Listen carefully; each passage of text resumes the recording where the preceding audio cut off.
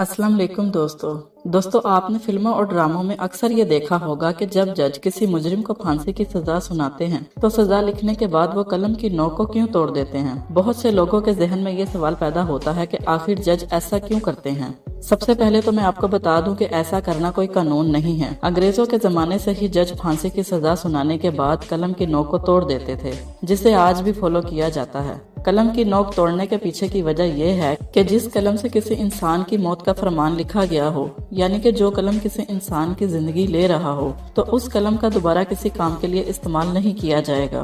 तो दोस्तों, क्या आप इससे पहले ये बात जानते थे? मुझे कमेंट करके जरूर बताएं और जाने से पहले मेरे चैनल को सब्सक्राइब करना मत भूलें। तब तक के लिए मुझे इजाजत दें। अल्लाह हाफिज।